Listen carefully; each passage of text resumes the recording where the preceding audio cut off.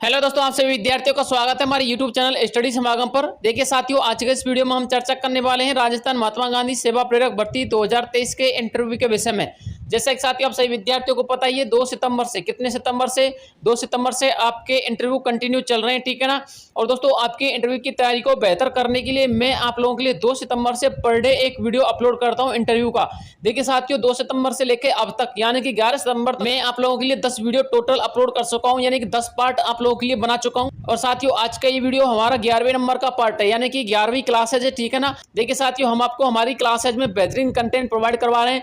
आप लोग एक बार वीडियो लीजिए साथियों, आपको पता चल जाएगा कि हम किस तरह से आपको इंटरव्यू की तैयारी करवा रहे हैं। तो जिन अभ्यर्थियों का अभी तक इंटरव्यू नहीं हुआ है और दोस्तों हमारे चैनल पर पहली बार विजिट कर रहे हैं, तो प्लीज चैनल को सब्सक्राइब कर लीजिएगा। और दोस्तों हमारे चैनल पे जाइए, प्ले लिस्ट सर्च कीजिए साथियों, मैंने प्ले लिस्ट बना रखा है, इसका सेवा प्रेरक इंटरव्यू के नाम से प्ले लिस्ट है। दोस्तों आपको सारी की सारी क्लासेज उसमें देखने को मिल जाएंगी, फ्री ऑफ कॉस्ट है साथियों, ठीक है ना। पूरे यूट्यूब में दोस्तों आपको फ्री ऑफ कॉस्ट क्लासेज कोई नहीं दे रहा होगा। और देखिए साथियों, बेहतर कंटेंट के साथ एक प्रॉपर तैयारी आपको करवाई जा रही है, ठीक है ना। इसलिए आप जाइए दोस्तों और अपनी तैयारी को बेहतर कीजिए, ठीक है। अब देखिए साथियों, आज के इस पार्ट में मैं आप लोगों के लिए क्या कुछ खास लेके आने वाला हूं वो देख लीजिएगा। साथियों मैं आपको बता दूं, 2 सितंबर से लेकर के अब तक यानी कि आज तक जो आपसे इंटरव्यू के क्वेश्चन पूछे गए, बेहतर क्वेश्चन और साथियों जो घुमावदार क्वेश्चन है जिनका कैंडिडेट रिप्लाई नहीं दे सकता, उन सारे क्वेश्चंस को दोस्तों मैं यहाँ पे लेके आया हूं जो आपके लिए एक समस्या बन सकते हैं, ठीक है ना। देखिए साथियों, ये वीडियो भी आप लोगों के लिए बेहद खास होने वाली है, इसलिए इस वीडियो को भी पूरा देखिएगा। और साथियों मैं आप लोगों के लिए निचोड़ करवा रहा हूं पूरा इंटरव्यू का, ऐसा समझ लीजिए, ठीक है ना। यानी कि 2 सितंबर से जो आपके जितने भी इंटरव्यू हुए ना साथियों, 2 सितंबर से लेके आज तक आपका जो कुछ भी विशेष इसमें पूछा गया है, स्पेशल क्वेश्चन या फिर जो घुमावदार क्वेश्चन है या फिर डीपली जो क्वेश्चन आपसे पूछे जा सकते हैं, उस लेवल तक दोस्तों मैं आपको इस वीडियो के माध्यम से सारी की सारी जो है क्वेश्चंस को कवर करवा दूंगा, ठीक है ना। तो इस वीडियो को हम स्टार्ट करते साथियों, मैं आपको बताना चाहूंगा कि जो आपका इंटरव्यू का प्रोसीजर है दोस्तों वो 2 टाइप से हो रहा है। एक तो आपका सेल्फ पार्ट, एक आपका जॉब पार्ट। यानी कि एक तो आपसे सेल्फ के बारे में क्वेश्चन पूछ रहे हैं, जिसके बारे में दोस्तों मैंने आपको 3 वीडियो ऑलरेडी अपलोड कर दिए। और साथियों यदि आप लोगों ने हमारे उन वीडियोज को जाकर नहीं देखा है तो सेल्फ पार्ट वाली वीडियो को जाकर जरूर देखना, ये आपके 70% हिस्से को कवर करता है, ठीक है ना। और दोस्तों आपको सिलेक्शन करने के लिए अहम भूमिका निभाता है। और पार्ट की लिंक साथियों मैं आपको इस वीडियो के डिस्क्रिप्शन बॉक्स में डाल दूंगा साथियों, ठीक है ना। एक हमारा नोवा पार्ट है, कौन से नंबर का है, एक नोवा पार्ट है साथियों। नोवे पार्ट में मैंने आप लोगों के लिए जिन कैंडिडेटों के अब तक जो है इंटरव्यू हो चुके हैं और जिन्होंने अच्छा परफॉर्मेंस किया और जो घुमावदार क्वेश्चन से पूछे गए, वो सारा का सारा निचोड़ मैंने उसमें डाला है, ठीक है ना। तो 90 पार्ट की भी लिंक मैं आपको इस वीडियो के डिस्क्रिप्शन बॉक्स में डाल दूंगा, ठीक है ना। एक होता साथ ही इसके बाद आपका दूसरे नंबर का जॉब पार्ट। तो इस तरह से आपके इंटरव्यू में 2 सवाल पूछे जाते हैं, एक तो सेल्फ पार्ट में से, एक जॉब पार्ट में से। और आज के इस वीडियो में हम आपके लिए दोनों पार्टों को करवाएंगे, यानी कि सेल्फ और जॉब दोनों पार्टों को आपके लिए लेके चलेंगे। और किस हद तक आपसे क्वेश्चन पूछे जा सकते हैं, कौन सा लेवल आपका आ सकता है वो भी बताऊंगा। और साथ ही आपको ये तो पता ही होगा, डोर नॉक से लेकर के सिलेक्शन तक का पूरा प्रोसीजर हमारे चैनल पर आपको बताया जा रहा है। तो इसलिए हमारे चैनल से जुड़ जाइए साथियों। डोर नॉक से लेकर के यानी आपको किस तरह से एंट्री लेनी है और किस तरह से सिलेक्शन लेके लौटना है, वो सारी प्रक्रिया दोस्तों हमने आपको बताई है इस चैनल के माध्यम से। अब देखिए साथियों, आज के लिए आपको मैं क्या महत्वपूर्ण प्रश्नोत्तरी लेके आया, वो प्रश्नोत्तरी देख लीजिए। और इस प्रश्नोत्तरी के अंतर्गत हमारा सबसे पहले नंबर का जो सवाल रहने वाला है वो कौन सा रहने वाला, वो देखिए। आपका सबसे पहले नंबर का सवाल है, आप अपना संक्षिप्त परिचय दीजिए। देखिए साथियों, आप लोगों ने बहुत सारे इंटरव्यू दिए होंगे, लेकिन आप लोगों से ये पूछते हैं कि आप अपना इंट्रोडक्शन दीजिए, ठीक ना। तो साथियों इंट्रोडक्शन देने के समय आप अपनी बहुत सारी डिटेल बता देते हो, लेकिन साथियों जब वो आपसे पूछे कि आप अपना संक्षिप्त परिचय दीजिए, तो दोस्तों इसके रिप्लाई में आपको किस हिसाब से जवाब देना वो देख लीजिए। इसके जवाब में आपको बोलना है, सर मेरा नाम नितिन है, जैसे कि आपका कोई भी नाम हो, मैंने यहाँ पर एग्जाम्पल के लिए लिया है, और मैं हायर एजुकेशन में ग्रेजुएशन या फिर BSc MA MCOM किया हुआ हूँ, ठीक है ना। यानी कि मैंने हायर एजुकेशन में ये जो है डिग्री कर रखी है या फिर ये क्वालिफिकेशन कर रखी है, ठीक है ना, उसको बोलना है। उसके बाद आगे आपको बोलना है, और बुक रीड करना मेरी हॉबी है। इससे आपको हॉबी का भी इसमें एक स्टेटमेंट जो है आपको जोड़ देना है, ठीक है ना। इसके बाद आगे आपको बोलना है, मैं इस जिले के यानी कि जो आपका जिला है उस जिले के और उस तहसील के उस गांव का निवासी हूं, वो आप अपना बता देना, मैंने यहाँ पर लिखा नहीं है, ठीक है ना।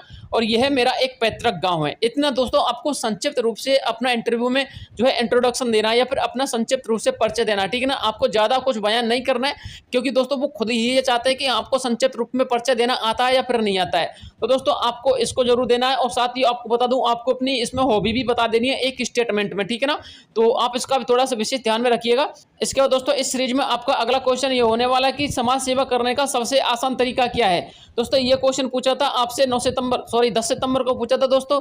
ये हमारे एक अभ्यर्थी ने हमको सेंड किया था कि सर हमसे ये क्वेश्चन पूछा है, तो समाज सेवा करने का सबसे आसान तरीका क्या है। दोस्तों इसके रिप्लाई में आप किस तरह से जवाब दे सकते हो वो देख लीजिए। आपको इसके रिप्लाई में ये जवाब देना है, सर वैसे तो समाज सेवा करने के बहुत से तरीके हैं, लेकिन इनमें सबसे आसान तरीका मुझे ये लगता है। अब देखिए कौन सा तरीका लगता है वो आपको बता देना है। आपको बोलना है जब भी मौका मिले दूसरों की मदद करनी चाहिए, भले ही उसने हमारी पहले मदद की है या फिर ना की है, ठीक है ना। खुद की सुविधा या फिर स्वार्थ के लिए समाज के अन्य लोगों को कोई बाधा खड़ी ना करें, ठीक है ना। इस बात का भी विशेष ध्यान रखना चाहिए। जब भी मौका मिले तो हमको पेड़ लगाते रहने चाहिए। पेड़ लगाना भी एक तरह की समाज सेवा ही होती है, ठीक है ना। इस चीज़ को भी आप थोड़ा सा ध्यान में रखिएगा। आप यदि इस चीज़ को बोल दोगे, यानी कि इस स्टेटमेंट को बोल दोगे, तो उनको ये लगेगा कि ये लड़का जो है एनवायरनमेंट में भी थोड़ी सी रुचि रखता है, ठीक है ना। इसका साथियों आपका अगला क्वेश्चन कौन सा वो देख लीजिए। अगला क्वेश्चन है, यदि आपको इस जॉब के लिए सिर्फ 3 महीने ही दिए जाएं तो आप क्या ये जॉब करोगे या फिर नहीं करोगे। तो देखिए साथियों इसके रिप्लाई में आपको किस तरह से जवाब देना है। आपको इसमें अपनी ज़्यादा जो है होशियारी को नहीं दिखाना है, ठीक है ना, यानी कि ज़्यादा कॉन्फिडेंस को नहीं दिखाना है। ओवर कॉन्फिडेंस दोस्तों आपके लिए खतरनाक सिद्ध हो सकता है। अब देखिए आपको इसका सही और सटीक रिप्लाई कैसे देना वो देख लीजिए। आपको बोलना है, सर वैसे तो मैं ये जॉब कुछ सीखने या फिर नए नए अनुभव लेने के लिए कर रहा हूँ, लेकिन सर यदि मुझे इस जॉब में एक कंप्लीट टाइम पीरियड ना दे करके 3 महीने ही दिए जाएं, यानी कि कंप्लीट टाइम पीरियड जैसे कि 1 साल का कंप्लीट टाइम पीरियड होता है, यदि मुझे 1 साल के लिए ना रखा जाए और मुझे 3 महीने ही दिए जाएं, ठीक है ना, तो भी मैं ये जॉब जरूर करूँगा, क्योंकि 3 महीने में कुछ ना कुछ सीख कर ही वापस जाऊँगा और कुछ अनुभव लेकर ही लौटूंगा। और इसके साथ साथ दोस्तों आपको एक लाइन और जोड़नी है। वो लाइन कौन सी है वो देख लीजिए। आपको बोलना है, सर इसके साथ साथ मेरी खास आदत है कि जब मुझे कुछ सीखने या फिर कुछ किसी से अनुभव लेने को मिलता है तो मैं ये अवसर कभी गवाता नहीं हूँ, ठीक है ना, यानी कि मैं ये अवसर कभी नहीं छोड़ता हूँ, इसलिए मैं ये जॉब बेशक करूँगा, ठीक है। तो इस तरह से आप इसका रिप्लाई दे सकते हो। अगला क्वेश्चन दोस्तों आपसे पूछा था महात्मा गांधी जी का। महात्मा गांधी जी का कौन सा क्वेश्चन था। महात्मा गांधी जी को राष्ट्रपिता किसने कहा, तो किसने कहा था, सुभाष चंद्र बोस ने कहा था, ठीक है ना। जैसे दोस्तों उनसे ये पूछा कि महात्मा गांधी जी को राष्ट्रपिता सुभाष चंद्र बोस ने कहा था, तो अगला क्वेश्चन उन्होंने ये पूछा था कि सुभाष चंद्र बोस को भी नेताजी कहा गया था, तो उन्होंने नेताजी किसने कहा था। तो याद रखना इस चीज को, नेताजी उन्हें हिटलर ने कहा था। किसने कहा था, हिटलर ने उन्हें नेताजी का दर्जा दिया था। उसके बाद दोस्तों आपका अगला क्वेश्चन है, गांधी जी की समाधि पर कौन सा शब्द लिखा हुआ है। तो कौन सा शब्द लिखा हुआ है इस बात को ध्यान में रखिएगा। हे राम शब्द गांधी जी की समाधि पर लिखा हुआ है, ठीक है ना। इसके बाद अगला क्वेश्चन है आपका, गांधी जी की मृत्यु के अंतिम शब्द कौन से थे। तो कौन से थे साथियों, हे राम, ठीक है ना। हे राम उनके मुंह से निकला था जब उनकी मृत्यु हुई थी। उसका दोस्तों आपका अगला क्वेश्चन है, गांधी जी की समाधि स्थल दिल्ली के राजघाट के अलावा और कहां पर है, ठीक है ना। यानी कि गांधी जी की समाधि स्थल दिल्ली के राजघाट में तो उपस्थित है, लेकिन इसके अलावा एक जगह और है, वो बता दीजिए। तो दोस्तों इस क्वेश्चन का आंसर आपको किस तरह से देना वो देख लीजिए। उत्तर प्रदेश के रामपुरा जिला में 11 फरवरी 1948 को गांधी जी की अस्थियां रामपुरा से लाई गई थी और वहां पर समाधि बनाई गई थी, ठीक है ना। तो इसका मतलब कहां पर है उनकी दूसरी समाधि, उनकी दूसरी समाधि उत्तर प्रदेश के रामपुरा जिला में है, ठीक है ना। इसका दोस्तों आपका अगला क्वेश्चन रहने वाला है इसी इंटरव्यू सीरीज में, गांधी जी को खादी का किसका प्रतीक मानते थे। अब बताइए गांधी जी खादी का किसका प्रतीक मानते थे। तो साथियों आर्थिक स्वतंत्रता को गांधी जी खादी का प्रतीक मानते थे, ठीक है ना। इसका दोस्तों आपका अगला क्वेश्चन रहने वाला है, गांधी जी ने भारत में अपना पहला भाषण कहां पर दिया था। ये भी बहुत इंपॉर्टेंट क्वेश्चन है साथियों, ये 10 सितंबर को पूछा गया था, एक अभ्यर्थी ने हमारे लिए सेंड किया है, ठीक है ना। तो देखिए साथियों गांधी जी ने भारत में अपना पहला भाषण बनारस हिंदू विश्वविद्यालय में दिया था और यह भाषण उन्होंने दक्षिणी अफ्रीका से लौटने के बाद दिया था, ठीक है ना। तो ये उनका पहला भाषण था। उसके बाद दोस्तों आपका अगला क्वेश्चन रहने वाला है इसके अंतर्गत, मुख्यमंत्री शुभ लक्ष्मी योजना क्या है। तो बताइए साथियों मुख्यमंत्री शुभ लक्ष्मी योजना क्या है। इसके रिप्लाई में आपको जवाब देना है, राज्य में बालिकाओं के जन्म को प्रोत्साहन देने तथा मातृ मृत्यु दर यानी कि माता की मृत्यु दर को कम करने के उद्देश्य से 1 अप्रैल 2013 को मुख्यमंत्री शुभ लक्ष्मी योजना की शुरुआत की गई। इस योजना के तहत महिला को 2100 रुपए की धनराशि दी जाती है आर्थिक सहायता के लिए, ठीक है ना।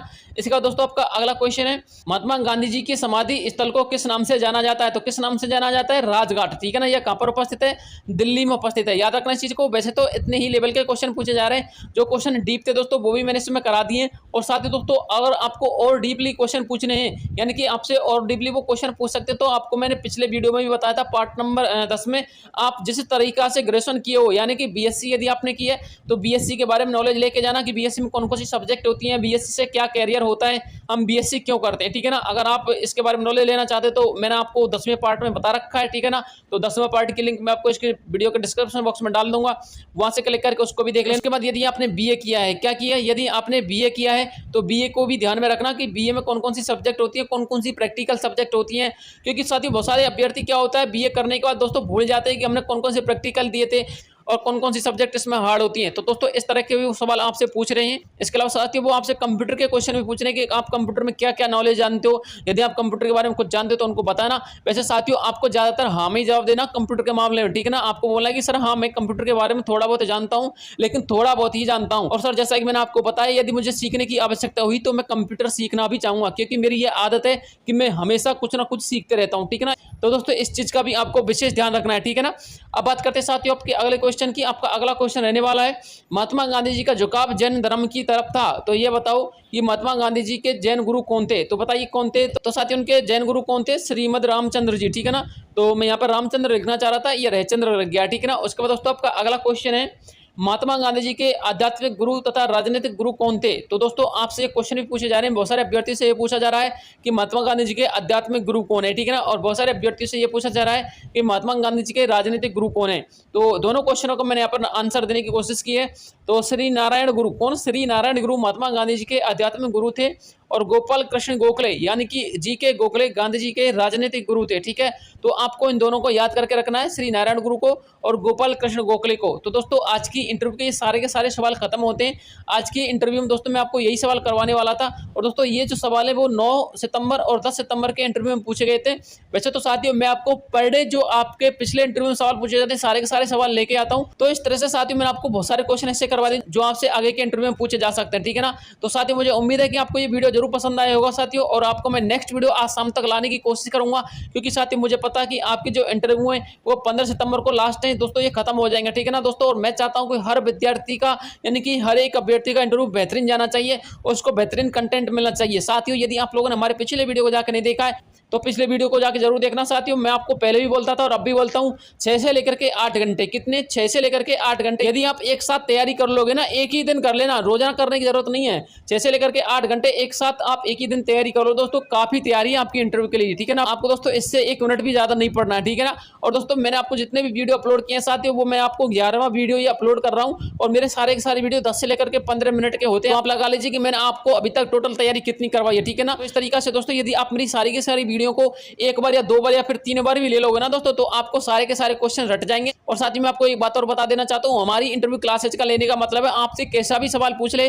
तो दोस्तों आप सारे सवालों का जवाब खुद के मन से बना के दे सकते हो, क्योंकि इतने क्वेश्चन का जवाब लेने के बाद और इतना माइंड ब्लोड हो जाने के बाद दोस्तों आप खुद में अपने आप में ये चेतना आ जाती है, फिर अपने आप में ये वो ढंग आ जाता है जिससे आप किसी भी नए सवाल का जवाब आराम से बना के दे सकते हो, ठीक है ना दोस्तों। इंटरव्यू की वीडियो या फिर इंटरव्यू की क्लासेस लेने का एक फायदा यह है, और दोस्तों असली मकसद यही होता है, क्योंकि आपको पता होगा किसी के सिलेबस में 100 आउट ऑफ 100% क्वेश्चन नहीं पूछे जाते। जबकि साथियों आप खुद देख के आओगे ना इंटरव्यू तो आपको पता चल जाएगा हमारे सिलेबस में या फिर हमारी क्लासेस जितनी भी कराई है ना दोस्तों, उसमें से कम आपको 90% क्वेश्चन देखने को मिल जाएंगे जो हमारी क्लासेज में से पूछे जाते हैं, ठीक है ना। और दोस्तों आपको मैंने बता ही दिया कि आपको रिप्लाई किस हिसाब से देना है। तो दोस्तों आज के लिए इतना ही काफी है, मिलता हूं आपसे नेक्स्ट वीडियो में, तब तक के लिए जय हिंद जय भारत।